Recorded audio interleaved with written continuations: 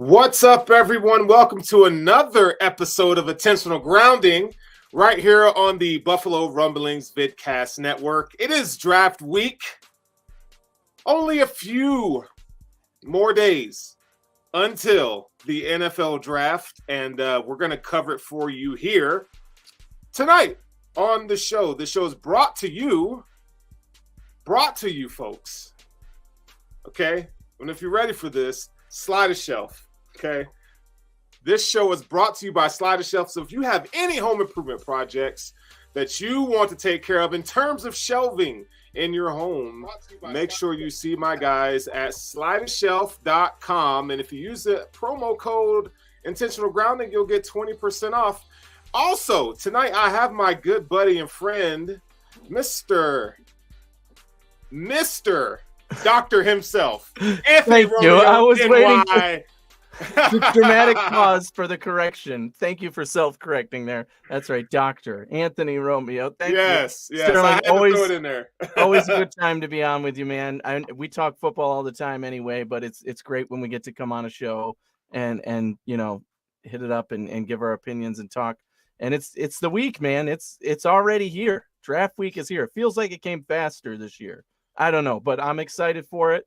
Lots to talk about, lots to get into, lots going in my mind.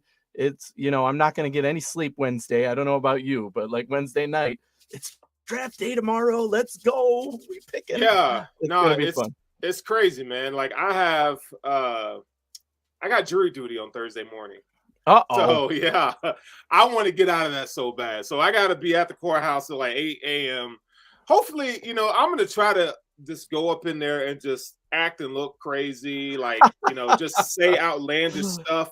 Hopefully they'll be like, sir, you're not suitable for jury duty. And I'm going to be like, thank you very much. So that's my plan on Thursday. But, you know, I'm just going to be watching it, texting. You know, I'm not going to do any reaction videos or anything like that. I'm just going to be chilling. Like last year, here on Rumblings, I did, you know, the draft coverage, you know, all the picks and all that stuff. This year, I think I'm just going to chill, man. Just kind of get some wings. Now, I'm not going to be able to get any Bar Bill wings, right? But I'll get some wings somewhere here and just kind of kick it. So it's good. Let's get into this thing, shall we? So tonight, we're going to talk about a few things. But first things up is Aaron Rodgers. The trade finally went through today. The trade for Aaron Rodgers finally went through today. And, you know, there's mixed reviews out there. Some say, you know, the Jets won the trade. Others say that the Packers won the trade. And before I give the compensation, Anthony, how's that hit you when you first saw that? I mean, we knew it was coming, but it finally happened. What are your thoughts on that? Just that it got done, right? Like, that's all that matters, right? We all knew it was happening. I thought the compensation actually worked out well. Shout out to my buddy Andrew, who is a huge Jets fan. When the rumor first started, before we knew it was actually happening, I texted him and was talking to him, and he said, you know, the max price I want to give up is 2 seconds. And that's basically what they gave up, right? They swapped furs. It's a weird combination of stuff that happened, but they gave up their second this year, their second next year, which can become a first if Aaron Rodgers plays 67% of snaps and, you know, it happens on a leap year of the 5th Saturday. You know what I mean? It's crazy stuff, but, you know, lots involved. Good compensation, I think. You know, I had friends even today saying, the Packers are crazy for not getting more. And I'm like, they had no leverage. What are they going to do? They had to trade him. He said he wanted to go to the Jets. It's kind of an awkward situation. I think they both made out here. Jets had plenty to offer, right? They had some stuff to give up, and they get their guy in Aaron Rodgers. Whether it'll work out for them or not is yet to be seen, but I think the price was legitimate and fair for both sides. They both made out.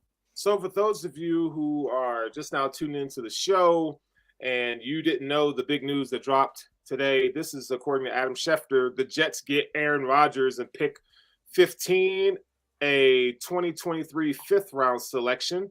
And the Packers get, it's a pick swap, so they get pick 13, a 2023 second round pick, a 6th round pick, a conditional 2024 second round pick that becomes a first if Rodgers plays 65% of the plays, which, I mean, I totally expect him to do that. So that's going to be a first in 2024.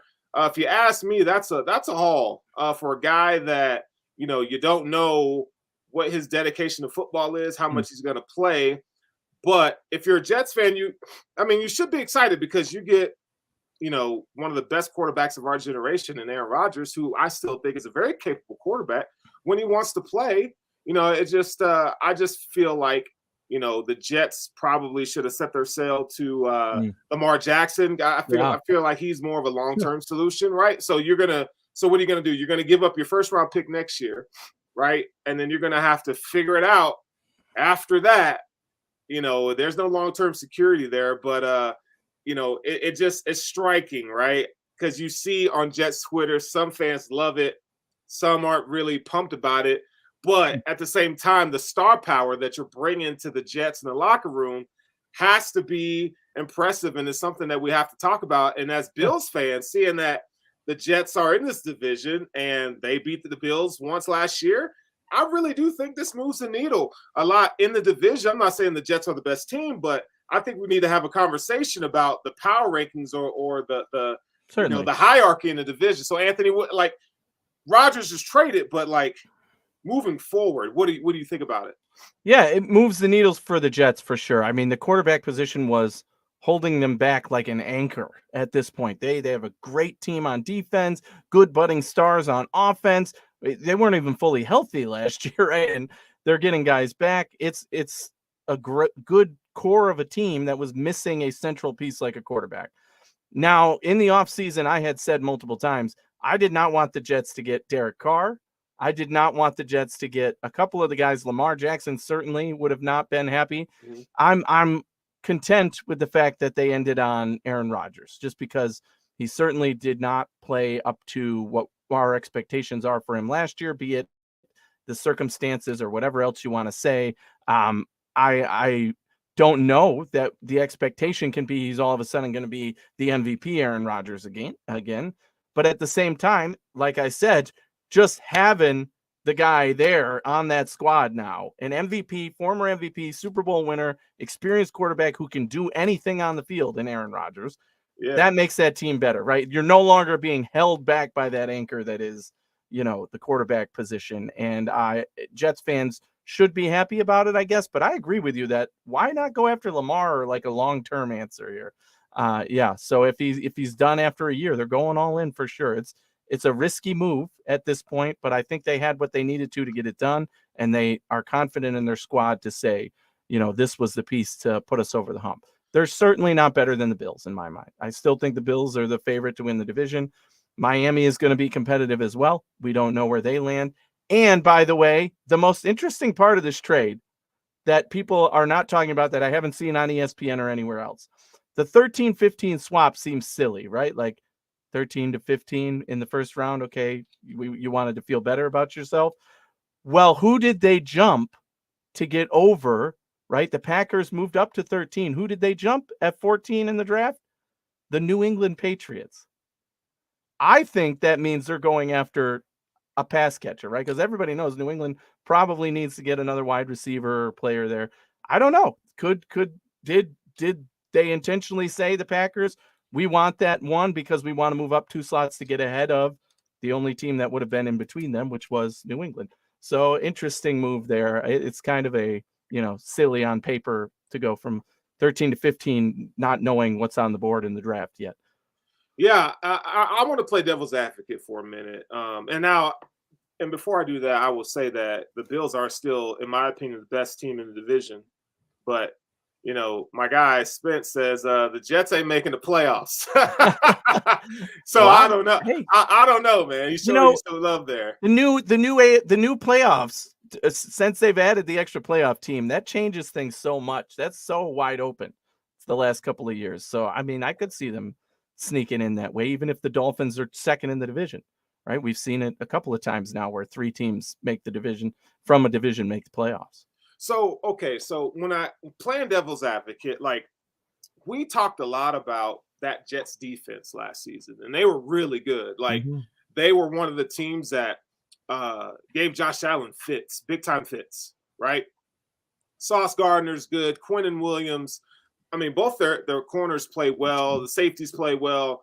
You know, they got a really good linebacker. The guys up front, yeah. I mean, they're up front. They're ass kickers up front, right? Oh yeah. And you know, but the problem was it was on the offensive side of the ball. Zach Wilson really wasn't cutting it. You know, Breece Hall was probably going to win Rookie of the Year before his injury. Oh, lo and behold, they got a wide receiver that won Rookie of the Year. Yeah. Right.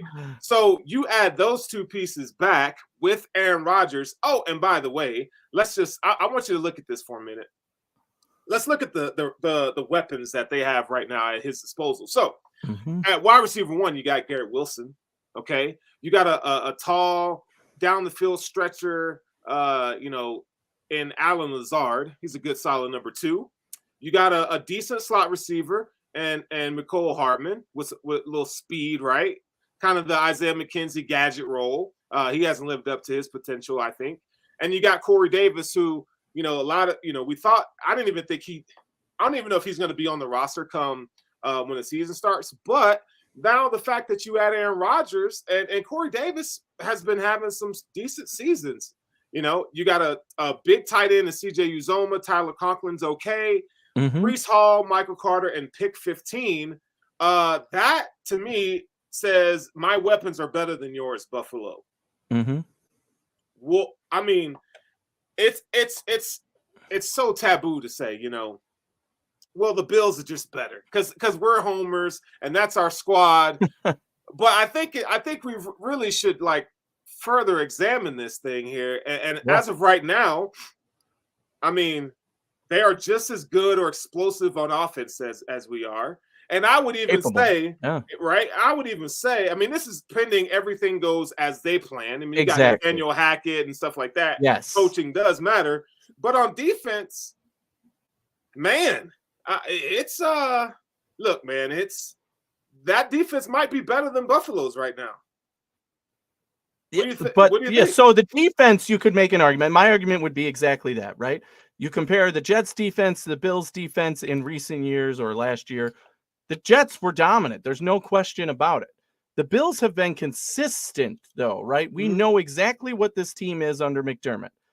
Guys have changed. Some guys have remained the same, but the team defense really is almost the same throughout those years, right? Very consistent, very good, and in the top 10 in the league, right? The Jets are now there, and they are. I believe last year they did surpass us in terms of their defensive play, I would say. However, overall, when you look at the offense, consistency, experience, and prove it, right? How many years, Sterling, when we started doing podcasts, and I was the anti-Browns guy because everybody crowned Baker Mayfield as going to the Super Bowl, and I went nuts about that because I'm like, what has the guy done that all of a sudden everybody's picking them to be in the Super Bowl? And they looked at the team on paper and said, well, this team won 9 games last year and they're so good now and they've added X, Y, and Z. Super Bowl. Every analyst out there picked them to go to the Super Bowl. And I was just like, what? You people need to be like, whoa, wake up. This team isn't that good. And that's what I'm sensing here as well. Yes, this team was really good last year. Yes, they added pieces. We don't know what Aaron Rodgers is going to be. If he shows up, even with all the better pieces that he has around him, and plays like he did last year, like he just doesn't care, clearly his heart wasn't in it, right? Like, then the Jets aren't going to go anywhere, right? They're going to be like they were last year and kind of maybe sneak into the playoffs, but not do much, right? If they want to compete with Buffalo for the division and do more, they have to prove it at this point. And the Bills have done that time and time again now. It's the Bills' division to win or to lose, and the Jets have to prove it to them. And no matter what happens there, I don't think I could pick the Jets before we see it in action over the Bills because of that. Just like any other division. I don't think that's Bills bias. I think that's analyzing what I would see on paper, just like any other division. I think that's fair. I really do think Breece Hall kind of changes the math a little bit. Yeah. If he's healthy. And we also have to understand that even though, you know, we're not pumped about Nathaniel Hackett as a head coach, you know, this is a system that Aaron Rodgers knows very well. And basically, if Aaron Rodgers is on board, he's going to have to, and Allen Lazard knows what's up. So I think the learning curve here is not going to be as steep as we think, just because there's familiarity there, right? Now the Jets do have some holes on the offensive line that's some glaring holes, right? So it doesn't matter how good your wide receivers are, how good your running back is, if you can't protect the line of scrimmage and your assets, you're really not going to go that far. But when you watch the Bills and the Jets last year, and we saw that the even in the second game, the Bills had a hard time with the Jets. Now, Josh Allen was injured, and those types of things in the second game. But man, it just makes you wonder, like, okay, Buffalo, like, what's the next move, right? What is the next move? Yes. And we're going to talk about that here in a second. So before we move on to our next segment of the show, we're going to take a quick break. And now we're going to talk about the power rankings in the division. Okay, so I'm going to put you on the hot seat, and those of you in the chat, by all means, tell me who you think, teams rank them 1 through 4. Okay, let's rank them 1 through 4. Go ahead, Anthony. Who you got? Well, I already said that I have the Bills at 1, and I think that's where they need to be. I don't have a good argument for putting them there. And right now, you could make the argument for the Jets at 2, but again, given what I have already said, I'm sticking with Miami at 2. I like what they do, and I believe in what they do. Their question mark is similar. Is Tua the quarterback? Is he going to play? Is he going to have concussion issues? But with that team that they have and the improvement they made, the jump last year, the way that team looks now going into this year, I'm still taking Miami at 2. The Jets at 3, although it's close. And then like 4 steps back from there is New England. And I don't think anybody's going to argue with me over that one right now, because, there's chaos in New England right now in terms of what's going on with the quarterback position, what kind of offense are they going to run, etc. So New England is kind of now at the back of the pack. Nobody's going to argue there. I think 2 and 3 you could swap, and I'm not going to get upset about it if you say the Jets are number 2 and competing with the Bills for the division. But again, I have to see more from the Jets than I do from Miami with that offense and those receivers. And, that's very, very electric, right? The Jets can do that with their run game and the receivers they have. And now Aaron Rodgers. It would not surprise me if they look like Miami did last year, where kind of nobody, our expectations weren't as high as they were proving on the field they could play, right? And the Jets can do that. But right now, Miami's at 2, Jets 3, New England 4, maybe 5 in the division. Yeah. Okay. I like that. So I'm going to go Bills, Jets, Dolphins, Patriots. But I think a good storyline for the upcoming season for the AFC East is the coaching. For the Bills, you got, a second-year offensive coordinator, right? He's still getting his feet wet. Okay. You got Sean McDermott taking over the defensive play calling duties, right? You have on the Jets, Robert Saleh and those guys from the GM on, they are in this kind of, they have to win now. They got to win now or they're gone, right? And then you have a second-year head coach down in Miami who's made questionable decisions late game that you're kind of a little worried about. You just don't know. Now, offensively, he's a genius. He does really, really well. But, man, he makes questionable game-time decisions, in-game decisions, or situationally. And then you got the Patriots who have Bill Belichick, who's chasing the career wins record, but his squad, his roster is it's questionable, and I think they're breaking Mac Jones, and it's going to be interesting to see how it all plays out this season. But it's definitely going to make some good TV. And then we have to expect that the Bills are probably going to play the Jets in the Meadowlands on prime time. I mean, I'm just calling it now. That's going to be a Sunday night game. There you go. Aaron Rodgers, Josh Allen battling out just like last season with the Packers coming to Orchard Park playing the Bills on a Sunday night. I think it's going to be the same exact thing. So the AFC pause for a second and think about it. When's the last time we could say that the Jets versus the Bills was a prime time must-see NFL game? Right? In the last 25 years. Right. I mean, it's been a long, long time for sure. And that's the way it is right now. Absolutely can't miss NFL TV right there. This is a great comment by my boy Daryl. He says, I also think Aaron creates a chemistry issue, honestly. He points the finger at teammates that carry so much arrogance. How would that be for a young roster? So here's what I think. I think you're right. We're not there. I mean, we can only speculate, but this what verified people who cover the team say that he's not the greatest leader. Even last year you point to where Aaron Rodgers could have been there for OTAs. He knew that the Green Bay Packers drafted these wide receivers, and you're not there to kind of, show them the ropes. And it took 10 weeks for them to really get it going. Right. And by that time it was kind of over for the Packers. I mean, you lose at home on the, last game of the season to the Detroit Lions, and it's a wrap for you. So, yeah, I think leadership definitely plays a big part here. But, I think there's something about having a change of scenery, right? I think the spotlight will be on Aaron Rodgers more than it ever has before in the New York media. But I'm going to let you take a stab at that question, Anthony. What are your thoughts? Yeah, I mean, Aaron Rodgers certainly isn't one of my most favorite NFL players, right? Not because of his play on the field, but I do agree he has this annoying arrogance, right? There's arrogance, right? There's, I know how good I am and I don't care what you think, arrogance. I find that acceptable in sports to an extent. But when you have I'm bigger than the world because I am who I am attitude, I just get irked by that, right? And Aaron Rodgers is certainly one of those people. Now, he has been that dang good throughout his career. He is one of those guys that can say, I'm that good and I've proved it, right? But the way you go about it, you don't have to be a dickhead all the time, right? And it seems like he is, especially in the media interviews and, the stuff in his personal life. He's just a weird dude. He doesn't get along with his family, all that stuff that's been out there in his relationships and all that. It just, it doesn't sit right with you. It's like, this guy's just a very weird and not the kind of guy I want to hang out with and have a beer with, right? Not the kind of guy I want to have to sit down and interview with.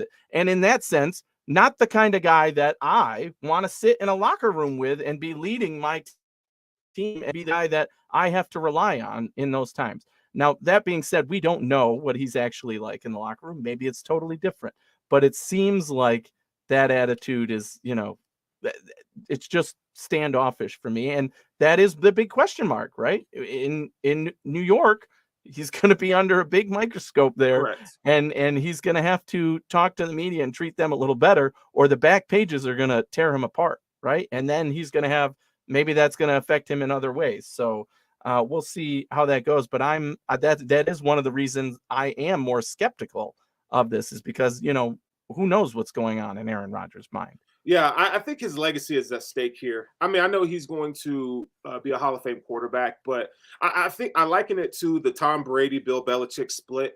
Tom Brady went on and won a Super Bowl, kind of proving that, I'm not saying that Belichick was a bad coach or anything, but it was kind of a value thing. And I think, the value thing or the importance here is, Rodgers versus the Packers. So you take all those coaches, you take all those GMs and those regimes, and you put it to the test, right? So I think his legacy is at stake here. What is he like as a leader in his character? What is his dedication to football? And then now, how can you take a team that has been perennially bad? A lot of pressure is on him to succeed and get to the playoffs, right? I mean, that's the reason why Joe Douglas and Robert Saleh and, Woody Johnson, that's why they went after the guy. So lots at stake here, but it's definitely going to be a T.O. get your popcorn ready moment.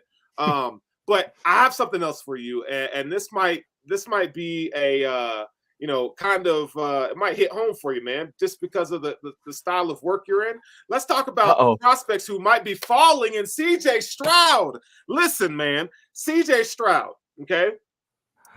There is something called a cognitive S2 test, okay, in the NFL. And apparently it's a scale from 0 to 100, 100 being the highest score. CJ Stroud got an 18, bro. You got Bryce Young, I think he got a 96 or a 98 on that test. CJ Stroud has an 18. There are rumors that some scouts are saying that GMs or teams are taking CJ Stroud off their board. You're right. Okay. He's off the Bills board. He is off the Bills board. That's it. Right. It's so funny how this stuff comes out right before the draft. Now but basically what they're saying, my guy is dumb. Like your cognitive skills, like you're just a pretty face, pretty much. Well, I think this is one of those things that is like diametrically opposed. These two quarterbacks who have been at the top of the conversation the whole time. You got the short guy who's super smart, apparently, and the tall, more athletic looking guy who is not as, processing the game in the same way, right? That's all. Those are the characteristics I've heard the most, right?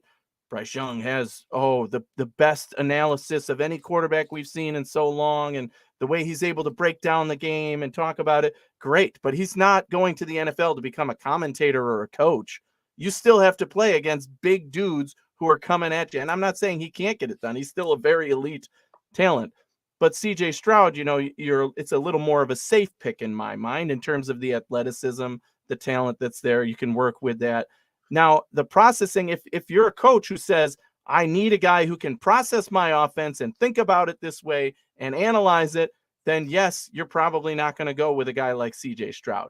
And taking him off the board, though, please. Right. If you are a quarterback needy team and he's still there, if he's not the second quarterback gone, it'll be crazy, right? So I think that he's still that good, that nobody's who needs a quarterback is taking that guy off their board because he didn't do so well on one test, because he's still excelling at the other things. That's like saying I'm taking Bryce Young off my board because he's 5'10".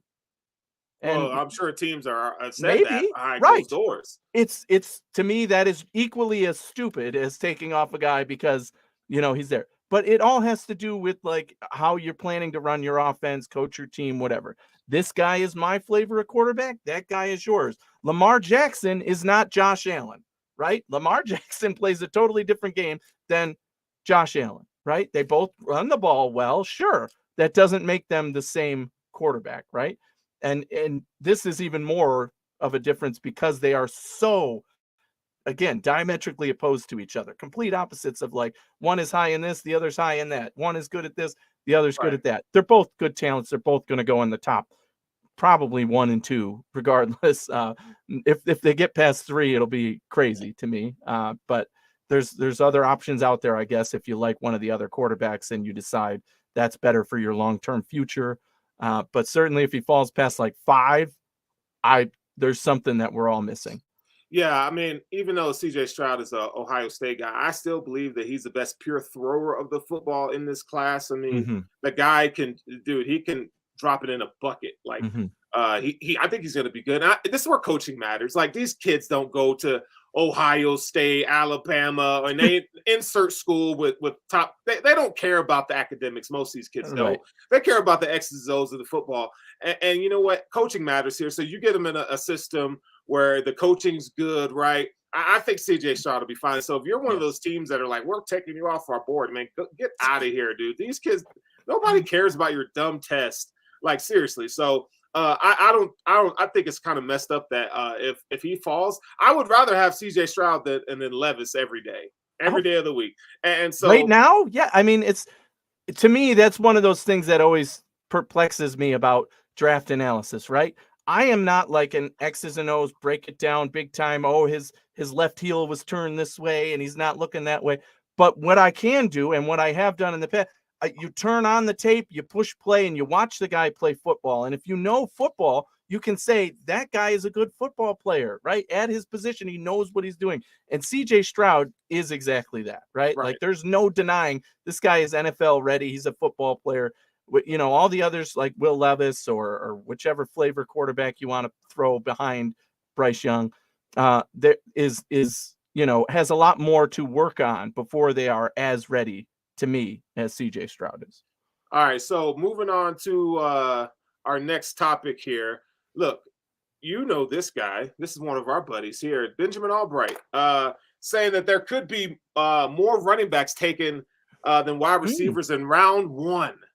Factor cap. That man, that is hell no. Fire take right there. I respect Ben. Okay, Benjamin Albright, he's cool, man. I respect the dude. But that's a take that I cannot sign off on. Ain't no way, bro. Here's the problem. I think last year's running back class, although it did not have an elite guy like this class does, one guy who is, you can't pass on him if you need a running back. Last year's class was a lot better in terms of these top 5 guys can go in any order, right? This year it's Bijan Robinson, and I don't even know who the second one's going to be. Gibbs is number 2. But so if he's 2, he's not going in round 1 in my mock draft, at least. So, I mean, I just don't see a situation where a team versus wide receiver in today's NFL, right? Running back has been devalued, whether you like it or not. If you want to go to the NFL and play the style of offense from, 20 years ago or whatever, I don't know that that's going to be successful. And I don't know that these coaches being hired as head coaches now are planning to do so, right? Or offensive coordinators. It's about passing the ball. And if you need a wide receiver, you're taking one, right? If you need a running back, you're not taking one early, 1, 2, 3. You don't need to, right? Some of these guys have emerged from later rounds. You can come into the NFL. A running back is a very NFL ready position, right? You go in, you start. If you're good enough, you'll be there, right? And you don't need to take them in the first round. I just don't see more than one running back. Bijan, maybe 2. If, one of those teams later on says, you know what, this is our guy. We want to make sure we get him before one of those teams in the top of the second round tries to go after him. Sure, maybe at the end of round 1 if another running back goes. But I fully expect at least 3, if not 4, wide receivers to go in round 1. Yeah, my take on that is I see where he's coming from, seeing that, there's been a lot of talks about Bijan. Bijan's going to go round 1. Jahmyr Gibbs, people are quietly talking about him being taken in the first round, which is totally possible. I feel like he's really good. But you got Jackson Smith and Jigba, Zay Flowers, and like you mentioned, the positional value for wide receiver trumps running back. Now Bijan, if you have an opportunity to get Bijan and you're the Bills, do whatever you want. However, I really don't think that. I think 2 wide receivers would be taken in the first round, at least 2.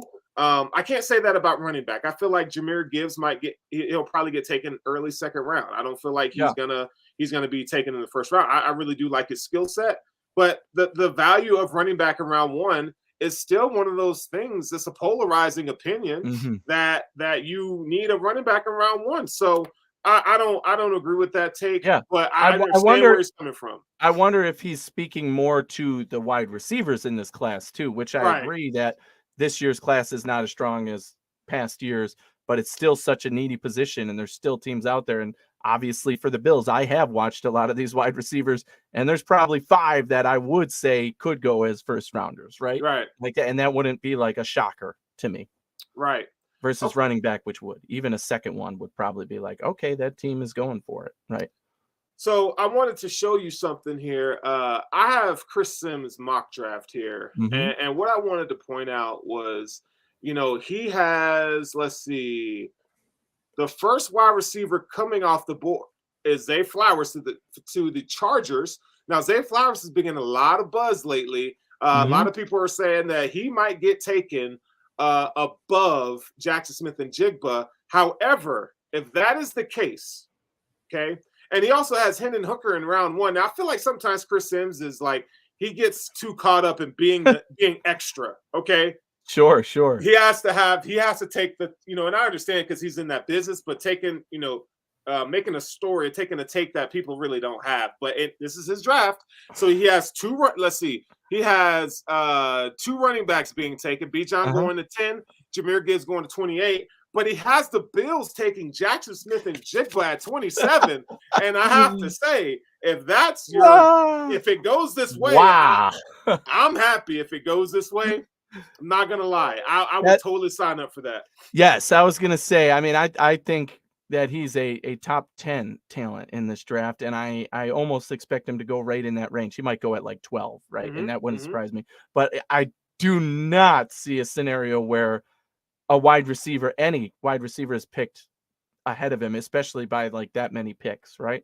Their wide receiver, there's going to be teams coming after them. Now, I love that scenario because the Bills ended up with him. And if we get JSN out of this draft class, I would absolutely be ecstatic because I do think he has a lot of the things that would fit well into this Bills offense, right? So consider me intrigued, but not on board in terms of, yes, this could actually happen. Here's the backhanded question for those of you who watching watching the show right now and in the chat. Like, and Anthony, you can answer this as well. Do we have confidence that if Jackson Smith and Jigba is there at 27, that Brandon Beane sends the card to the podium with his name on it? Do we have confidence that he'd do that? Yes. You're just like, yes, he's going to do it. Well, here's why, right? Because if JSN is still on the board, I think a lot of what they're interested in is gone, right? And I was going to bring this up later, but ideal scenario for the Bills in the draft is pick all the quarterbacks. I want 5 quarterbacks going before 27, right? Please, because that means we're good. If more quarterbacks go, that's better. I would say the same for cornerbacks. I don't think we are taking a corner in this year's draft or looking at some of those top guys this year. So the more cornerbacks that go, that's good. Why? Because positions of need for the Bills, like offensive line, wide receiver, linebacker, maybe, right? But those first 2 especially, offensive line, I think is the key one here. If a wide receiver falls that far, if JSN falls that far, again, don't think that's realistic, but that means that a lot of those O-linemen who are really good and should be picked here are going to go above, right? So I think that's the other position that they could be looking at and saying, oh, if one of those big O-linemen falls, we have to pick them, right? That's the guy we're going with. And we've heard Brandon Beane talk about this post-draft a lot of times. That was our guy, and we wanted him. We said if he's still on the board, we're picking him. If not, we're trading back. And he was on the board, so we stayed there and we picked him. So I do think that they could actually we could see that happen again, right? I think that if that wide receiver is there, if JSN is there, I'm turning in the card for Brandon Beane, right? Like, that's it. Yeah. Please. I want to have confidence that he does it. I really do. Are you worried about the linebacker? Or I am. I am. If I'm really honest, JSN is on the. I know, man. I want JSN. Don't get me wrong. I just don't know if Brandon Beane's going to think the same way we're thinking right now. Yeah. I will give credit. I do think McDermott and Beane especially, has proven over the years that he sets a value. He has a value for somebody. He sets it, and if somebody wants it to go before, great. You picked him ahead of where we had him, so we don't care. We're on to plan 2, right? We've got 100 plans here. If that was 1, great. It didn't happen. We're on to the next, and they don't dwell on, we want JSN, so we're going to give up whatever we can to trade up into the top 10 and get him, right? That's not how they operate. It's very much like, here's where his value is. Here's what we're willing to do for it. Maybe if he's still there, we trade up a couple spots, that kind of thing. So they already know what their value is for JSN, and that's why I think he has to be up there above whoever. If he's still there at 27, whoever's gone is probably who they had above him. Peter King in his mock today said that Josh Downs, he's hearing a lot of Josh Downs chatter. I've heard that as well, yeah. To the Bills, and nothing gets out of one Bills drive. Like, so I don't really believe that. I like Josh Downs, but I wouldn't take him in the first round. I mean, exactly. I'm not like that much in love with Josh Downs, but you talk about silky smooth route runner. You could put him on the field today and not really worry about him in terms of like his preparation, what he's going to bring to the table. He's a guy that can get it done at all 3 levels. He's a bit small, but he does play a little bit. He plays bigger than what his listed size is. I think he'd be a great selection. I just think, his value probably is in round 2, not round 1. So that's my problem there, thinking the Bills are going that deep to wide receiver in round 1. Again, no. Why? Because I think that there's probably at least 3, if not 4, other guys that I would pick before him. I like him, just like you said, in round 2 maybe. But if they're going to go round 1, if 4 other wide receivers have been picked, then it's much more likely that somebody else above the board, a guard, an offensive, whatever, a tackle, somebody has fallen that they're in love with, and they say, that's the guy we're going to pick here because his value is too good at this pick number to turn it down. And I think that in the best case scenario there, they would trade down, still get their guy in Downs, and get another pick or whatever compensation for it. There's just, if you go through the gauntlet, Addison is a guy that I've come to like more and more as it builds up toward the draft. Then you've got, Quentin Johnson, Zay Flowers, we've talked about, JSN. Yeah. So he's at best 5 for me. Right. And if those other guys are gone, I'm probably looking at what else is on the board.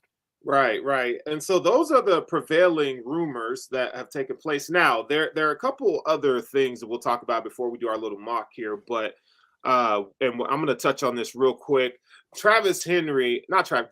Sorry, I'm thinking old Bills running back. We always bring him up. We always do that. Listen, there was a rumor this weekend saying that the Tennessee Titans may be trading him to the Eagles. And you look at the comments, on Twitter, and some people are asking for, fans are saying, well, they should have to give up. Titans fans are saying they should have to give up a first and a third. And I'm like, dude, that is wild. No, that is crazy. Not going to happen. No. You had the Tennessee Titans GM coming out today saying that there have been no trade talks for Derrick Henry. Now, we don't know if this is true or not. Mm-hmm. It's funny how rumors just start to spread. All of a sudden people are getting loose-lipped at One Bills Drive again, which I don't really think that's a thing. But I think it's quite funny that all this, we're going to, today, tomorrow, Wednesday, Thursday morning, you're going to hear all this crazy stuff. The chaos is out there. But the one that we're really going to hone in on is DeAndre Hopkins, right? Yes. D-Hop, Von Miller, bless his heart, man. Look, Vaughn, I need one of these predictions that you have to come through, buddy. OBJ. You're striking out. My guy is striking out, dude. But he's saying that D-Hop wants to come to the Bills. We kind of saw that in his little interview where he was like, that move to me, if the Bills can somehow secure DeAndre Hopkins, that would make me feel better about the Jets getting Aaron Rodgers. Because it will make me feel better when the Bills play the Chiefs. It will make me feel better when the Bills play the Bengals, that now you have the weaponry to go toe to toe with the conference's best teams. Absolutely. Now I still think you need to get another wide receiver. If you can get D-Hop, kind of, if the Bills want to trade back or they want to kind of give up a third or however they want to do this thing to get DeAndre Hopkins. Lance Zierlein says that the Bills are going to make a big move. Okay. Mm-hmm. He didn't say anything about DeAndre Hopkins necessarily, right? He mentioned Ed Oliver, DeAndre Hopkins, being traded. I don't know, but if you had to, what is the big move? What do you think the big move is going to be? If there is a big move, I think it has to be wide receiver, but remember what happened last year. We were all blindsided by the 2 huge wide receiver trades that happened last year during the draft. Mm-hmm. So question is, do we have something like that going on here, right? Is there a sneaky team that has a star wide receiver that they're going to trade away? Now, those other guys, it was contract disputes and they had to, re-sign them. The Bills don't really have the space to do that right now. Unless, as you mentioned, they included something like an Ed Oliver to sweeten the pot to get that $10 million, whatever it is his salary is, back to be able to then extend a guy, but then you're putting more confidence in somebody who hasn't been on the team yet. There's a lot at play here. I think if it happens, Hopkins makes the most sense, even though that's the rumor and that's what we've heard all along. We know that he is going to be traded, basically, right? So they don't have very much leverage. We can offer them. If another team offers them a second and we only offer them a third, again, the price is there. Okay, he's going to the other team. Now we go with plan B, draft the wide receiver we wanted in round 1 and hope for the best. Now, obviously, a guy like Hopkins gives you much more confidence because we know what he is at the NFL. Granted, he's had injury concerns lately, but he's still an elite wide receiver in terms of talent versus a young wide receiver coming in and learning. I think the Bills need to do both, really. But if there's a big move to be made, that's it. Trade for DeAndre Hopkins. Bring your offense to that level on paper that you said will compete with both the other teams in the division, the Jets and Miami, and say, now this is what the Bills are going to do. Now this makes us a better team. And it's not going to cost you a ton of draft capital. You're not giving up a first-round pick, right? You might be trading back that first-round pick and get something from them in return. But yeah, I think it's got to be Hopkins, unless you can think of a guy off the top of your head that's going to be on a team where they're like, hey, we have this piece, and maybe the Bills would give up their first round pick for somebody like that. Yeah, I think the move needs to be DeAndre Hopkins. I feel like, I hope that, there's no trade before the draft, that the Bills and Brandon Beane kind of wait, get to 27. Let's see what's on the board, right? Because if Jackson Smith and Jigba's there and you can grab him, I would honestly, to be quite honest with you, I would still take Jackson Smith and Jigba and trade for DeAndre Hopkins, because you don't. Okay, like if I feel like D Hop takes Gabriel Davis's place after this season, and now you have a ready to play slot receiver day one, and then you can move Khalil Shakir into the Gabe Davis role. That's what I would do.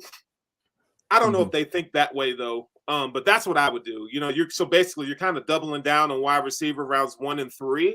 But if you're looking long term, and let's be honest, if the Bills flop in the playoffs, your boy Stephon Diggs he's been very vocal about not being happy with the results. He's a competitor and stuff like that. But you kind of just wonder how much of that competitive edge wears off in the locker room, kind of wears off on Brandon Beane to where they make a move. We've seen DeAndre Hopkins get traded, Brandon Cooks get traded, Devontae Adams get traded, Tyreek Hill get traded. What makes us think that Stephon Diggs being traded to the Bills? I think those things matter. They're in an era where the cap space is limited. Josh Allen's going to be getting paid his money. Dawson Knox is going to get paid. You name them, for the Bills, and you're going to start seeing a big contract. So I still think they need to double down in wide receiver. But I agree with you, Anthony. If there's a big splash move to be made, I hope it's for DeAndre Hopkins and just make the money work. That's what they need to do. So with that being said, let's talk about, before we get out of here, the draft for the Bills at 27. Again, there's so much information being thrown around, and every day I change my mind on who I want the Bills to select, and it's really driving me nuts. Yes. I can't really park on. It was like this last year, and it's definitely like this year, more now than ever. I can't really. This is the first time for me that there hasn't been at least like one position where I'm like, look, this is where I want them to draft. And they did it the last few years. So I was on the position, sometimes the player, but definitely the position the last few years.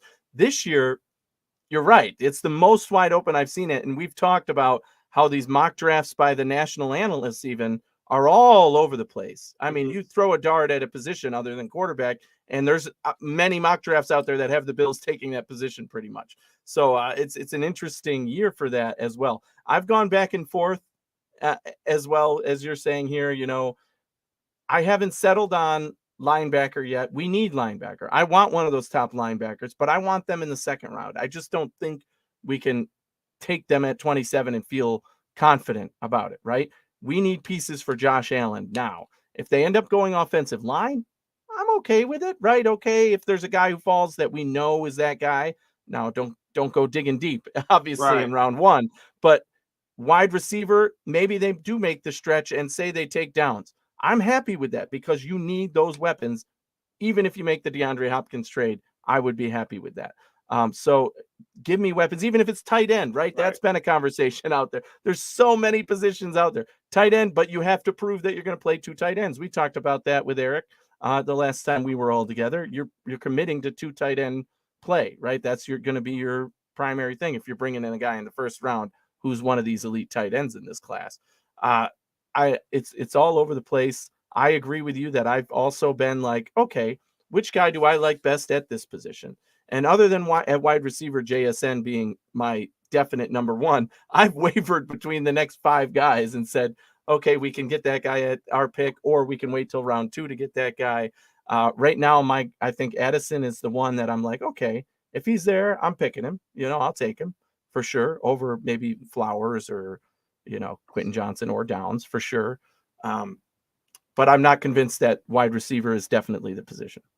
Yeah. So if you were to pin me down and say, dude, what are the Bills going to do on Thursday night? And what would you do? So if I were to say, that I would say I would draft wide receiver round 1, without a shadow of a doubt. I'm going wide receiver. I feel like they need help at wide receiver just to get it done. And I feel like you trade up or to get your linebacker in the second round, even if you come away from this draft with 3 or 4 picks, you do what you got to do to go get Jack Campbell. That's right. Right, or Sanders. Trenton Simpson is another name in there. Trade up into if you need to. Right. You got to do that. So that's kind of where I'm at. I feel like just because Jack Campbell's been working out with Luke Kuechly, I don't know if Jack Campbell's been on a 30 visit or not, but I think Luke Kuechly would be feeding Sean McDermott any information that he needs. Yeah. Right. So even though if Jack Campbell's name isn't on the list, you just got to know the relationship with Luke Kuechly and Sean McDermott is extremely close. Luke Kuechly comes to training camp and hangs out.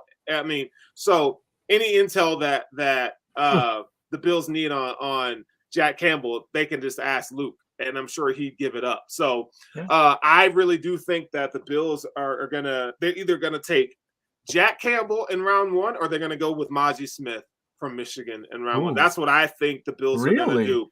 Yeah, look, man, we know that the Bills prioritize the trenches, right? The defensive line. Very true. You don't really have much help outside of defensive tackle after this year. Tim Settle, in my opinion, is a flop, right? Ed Oliver is in a contract year. You're not going to re-sign him unless he just plays all world, which I don't think he's going to. He's undersized. I think he's a solid starter in this league.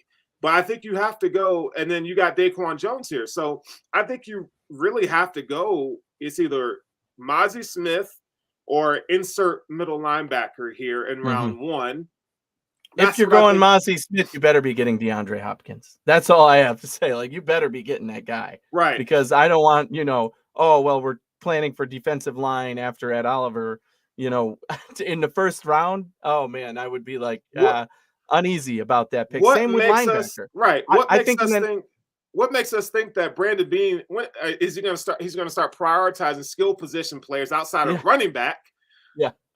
He hasn't done it. What makes us think he's going to do it now? Yeah. Right? If you look at needs, though, that is where he has been very, very pretty clear on his targets and what he's gone over the years. There's been a few picks, linebacker in the 3rd round last year. Nobody was expecting that, but he's like, nope, that was our guy. Okay. But usually the first couple rounds go as expected, whether it's a good pick or bad pick. Epinesa was the pick in round 2 when we didn't have a first round pick that year. And has that panned out how we wanted? Probably not, but we knew we were going edge somewhere, right? We're going pass rusher somewhere there, and that was the pick. So it doesn't always work out. I know we talk about this every year and every show and everything, but my ideal scenario this year really is that some of these guys are still on the board. There's multiple wide receivers. No linebacker has been picked yet. Trade back, and one of the quarterbacks is still available that somebody wants to invest in. No matter how deep it is. And so they want to trade up to get that guy, and we can get back in the top of the 2nd round, have our other 2nd round pick, and get those guys. Get a linebacker that you want, like you said, get a wide receiver that you need. It's got to happen. I think it has to happen, man. It's crazy, dude. Like, look, the next time that I'll talk to you, I'll talk to you almost every day, but show-wise, it'll be next week, and we're going to have to – I'm going to have to get you and Eric on, and we're going to have to talk about what the Bills did. Post-analysis. Yeah, I'm going to try – I'm doing the chop-up on Wednesday. I'm gonna try to get Ron Kopp, and I'm going to talk to Antoine Staley about the Jets. But just like you, man, come Wednesday night, I'm going to be sleepless. I'm sure we're going to hear about – every scenario is going to be running through that. Every scenario. And if you ask me tomorrow, I might give you a different guy. I want the Bills to draft in round 1. Hell, it might even make more sense for the Bills to trade out of round 1 altogether. There's a lot of scenarios that are popping up there. So, Anthony, as we're wrapping up the show here, tell us where our listeners can find you or what you've been up to, man. Yeah, I'm still on Twitter at Anthony Romeo NY. I'll be giving my feedback there as the draft rolls along on a lot of the picks, not just the Bills pick, but all of the NFL. And, you know, Eric and I still working with the Hoof Podcast, trying to get back on track. We both changed jobs. We both had a lot going on the last few months. He's finishing up school, which is why he isn't here with us tonight, finishing up some classes, and looking forward to bringing the show back and getting busy talking NFL again. And yeah, looking forward to the draft. I'll be on Twitter. I'll be on social media. Come interact with me. I love hearing about people, you know, what people think of their picks or analyzing what I say about the picks. You know, I'm never shy about, hey, comment. This is what I'm thinking. I'm putting it out there. Right. So we'll see what happens. But it's always exciting that first, like you said, the last 2 years I've been live on the air for the networks we've been on doing the show for the entire draft, all 3 days. And that's been really fun, but really intense. This year I'm looking forward to relaxing again, getting just to text back and forth with you and my other guys who like football and guys who are fans of other teams saying, hey, who's the pick here? And, you know, getting to relax a little more and do that and interact on Twitter with everybody. Well, that'll do it from here. You know, make sure you like, follow, and subscribe to the Buffalo Rumblings Vidcast Network on YouTube. Wherever you get your podcasts, this is the Intentional Grounding Podcast. And my name is Sterls, man, and it's been a pleasure hanging out with you guys tonight. Man, stay warm, stay safe. You know, we might be getting some snow out here in Colorado, so you know how that goes in April. But nonetheless, man, I'm here to talk draft with you guys at all times. You can find me on Twitter at Furrow Sterling, on TikTok at Stilo.Huncho. Okay, I'm up to like 4,000 followers. My little platform's growing on the TikTok. But again, man, thank you guys for listening to the Buffalo Rumblings Vidcast Network. I'm your host, Sterls. This is Anthony over here, and we're out of here. Go Bills. Go Bills.